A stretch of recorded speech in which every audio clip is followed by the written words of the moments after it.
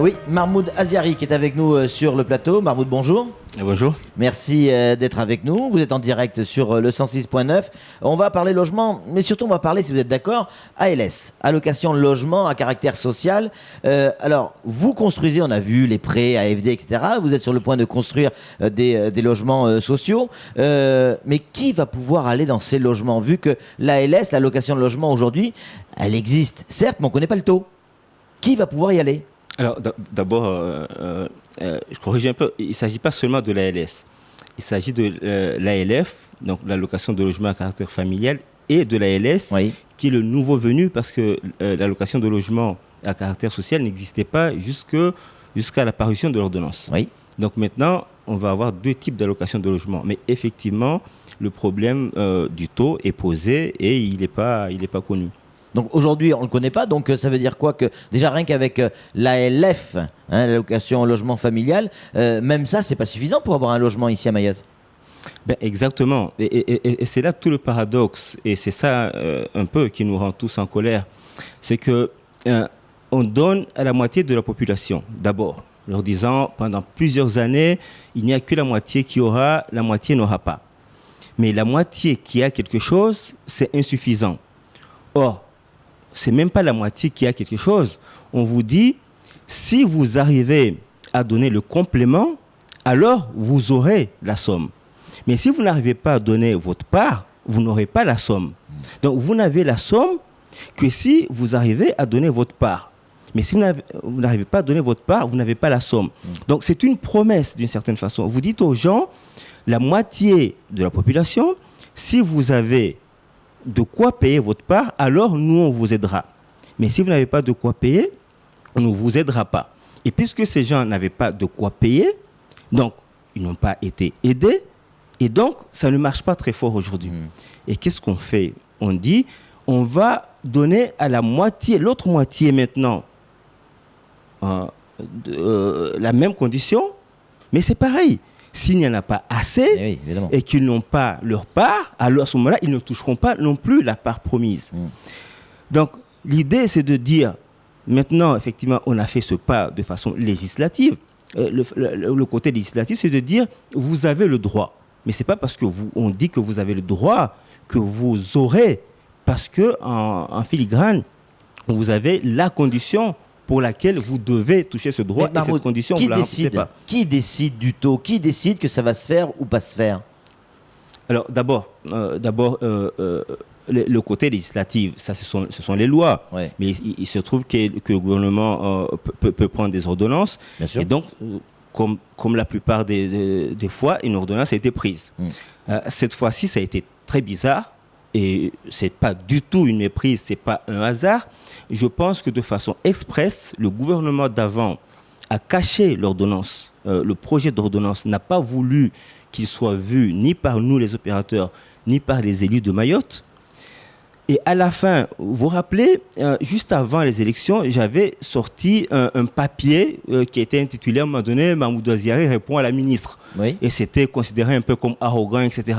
Mais c'est parce que je sentais très bien que le gouvernement d'avant allait bloquer cette ordonnance parce qu'il y avait déjà ces mentions à l'intérieur de réserves, de revalorisation future, etc.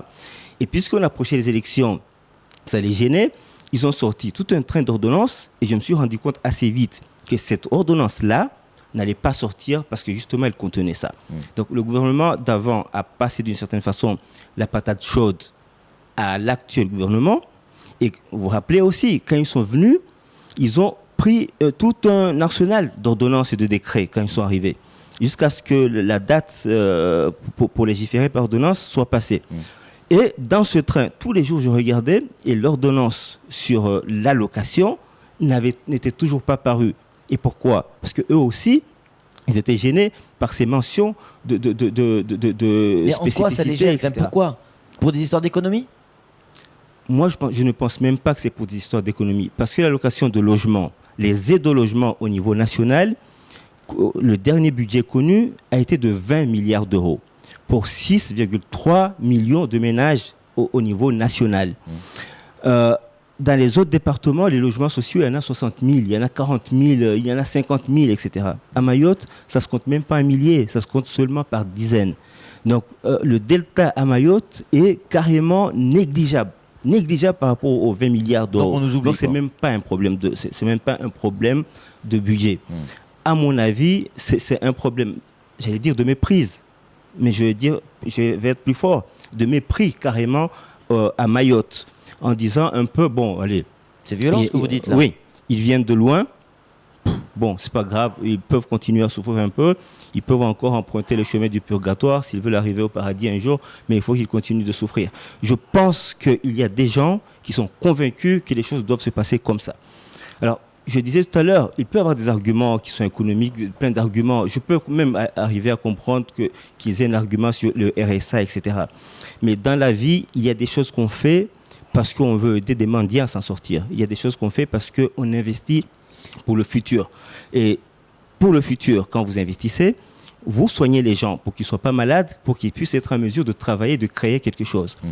Vous éduquez les gens pour qu'ils aient des connaissances techniques, intellectuelles, etc., pour arriver à produire, à être rentable dans la société et ne serait-ce qu'à être civilisé. Et le logement est un investissement aussi, parce que sans logement, vous ne faites rien. Or, je vais juste terminer avec ça. Or, dans cette histoire-là, vous ne pouvez pas dire aux gens, je vous soigne un peu, parce que vous êtes pauvre, ou vous n'êtes pas prêt, donc je vais vous soigner à 80%. Je ne peux pas dire aux gens, les mathématiques, je vais vous apprendre, ou la géographie, je vais vous apprendre, ce serait un peu. Le logement, ça ne peut pas être un peu. C'est tout de suite ou rien. C'est dans les tuyaux. Sinon, on ne parlerait pas d'ALF, on ne parlerait pas d'ALS, c'est dans les tuyaux. Là, on en est au stade de vouloir négocier des taux. Alors, quel est le taux acceptable pour Mayotte, selon vous ? Alors, le taux acceptable pour Mayotte, si je vous le dis aujourd'hui, par rapport aux standards qui sont connus en France, c'est de dire que les barèmes devraient amener une allocation de logement à Mayotte supérieure au niveau connu dans les autres DOM. C'est-à-dire plus que 100%. Mais bien sûr. Pourquoi ? Parce que quand vous calculez, normalement, une allocation de logement dépend de 3 choses en particulier. Le nombre d'enfants, le niveau des loyers et le niveau des revenus. Et les revenus, oui. À Mayotte, globalement, les familles sont plus nombreuses qu'ailleurs. Les niveaux de revenus sont plus bas qu'ailleurs. Et les loyers sont plus chers. Normalement, sont plus chers parce que les coûts de construction à Mayotte sont beaucoup plus élevés que partout ailleurs. Donc, si on prenait ces 3 paramètres qui sont les paramètres qui décident de l'allocation de logement, normalement, les Mahorais devraient toucher un peu plus qu'ailleurs. Et qu'est-ce qu'on fait justement pour les en empêcher ? C'est de toucher les barèmes qui sont des paramètres contenus dans des formules pour que absolument le montant calculé à la fin soit plus bas. C'est ça qui est un peu difficile. Mais moi, j'ai du mal à comprendre pourquoi vous êtes persuadé que c'est volontaire, comme si on voulait véritablement nous faire du mal. Mais pourquoi ? Honnêtement, je ne comprends pas. Pourquoi ? J'aimerais aussi comprendre. Mais vous êtes certain de ce que vous dites ? Oui, je suis certain de ça. La raison elle est simple. Je pense que, vous savez, dans toute production comme ça, il y a l'offre et la demande. Tous les paramètres pour faire de l'offre sont en place. Je veux dire, on s'est battu, c'est vrai. Mais quand j'ai commencé, Mayotte Habitat n'était pas en place. L'État s'est battu pour que Mayotte Habitat soit en place. D'ailleurs, là, ils sont partis à La Réunion. On travaille un peu mal avec eux en distance, mais ils existent au moins. Les prêts de la CDC sont arrivés. Et là, le décret est paru assez rapidement. On l'a travaillé, il a été communiqué, on a discuté. Et rapidement, la CDC a mis en place ces prêts ici. La défiscalisation à travers la LODEOM, on n'a eu aucun mal à inclure Mayotte dans le processus pour avoir les ressources défiscalisées. Aujourd'hui, on n'a aucun mal à trouver de l'argent pour construire des logements à Mayotte. Donc l'offre faite parce que les entreprises pourront travailler, elle est là.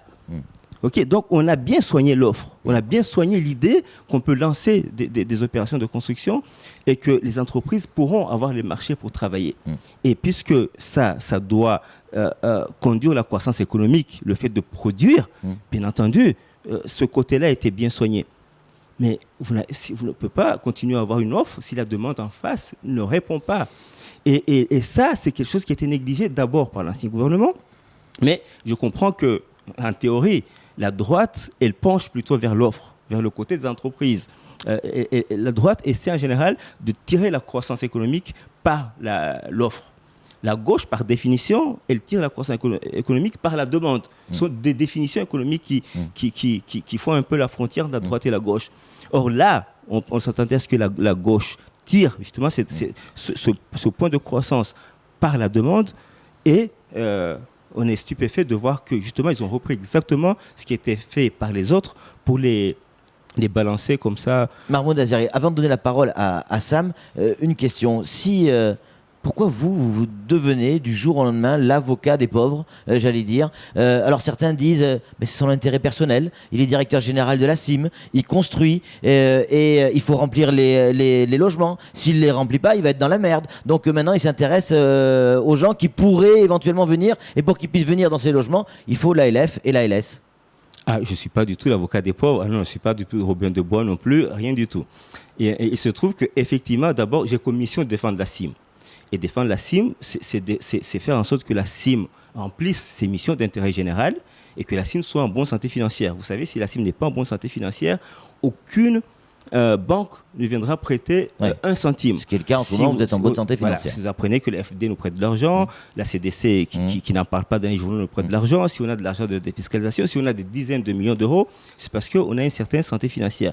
Si on perd cette santé financière, aucune banque ne va nous prêter quoi que ce soit. Donc j'ai ces deux rôles-là, de faire en sorte que la CIM soit suffisamment crédible pour qu'il puisse lancer les opérations. Si la CIM n'est plus crédible, alors elle ne lancera aucune opération. Mais juste l'idée de dire une petite chose, c'est que quand il y a eu le combat pour revaloriser le côté forfait allocation logement à La Réunion, ce sont les gens de l'ARMOS, l'association régionale des maîtres d'ouvrages sociaux, qui ont mené le combat, et moi j'étais avec eux. C'était pas les politiques au départ, parce que c'est une question très technique. C'était les directeurs généraux des sociétés d'économie mixte. Sam. Le gouvernement, c'était politique, c'est lui qui décide. Mais il ne décide pas sans une préparation préalable, et ce sont les hauts fonctionnaires qui le font. Parmi les hauts fonctionnaires avec qui vous travaillez depuis des années pour mettre en place les allocations de droit commun, logement de droit commun, nombreux sont favorables au droit commun et à l'application à Mayotte. Pourtant, combien sont ceux à être contre le projet à Mayotte? Ils ne sont pas nombreux. Moi, j'ai rencontré beaucoup de monde dans ce processus-là, parce qu'on a commencé ça depuis 2007. Et si je compte, j'ai dû voir au moins entre 30 et 40 personnes. Et je peux en compter 3. Je peux en compter 3 seulement qui m'ont dit en face qu'ils étaient contre. Et donc, les 35 ou 37 autres que j'ai rencontrés ont tous dit qu'ils étaient favorables et qu'ils seraient même nos avocats.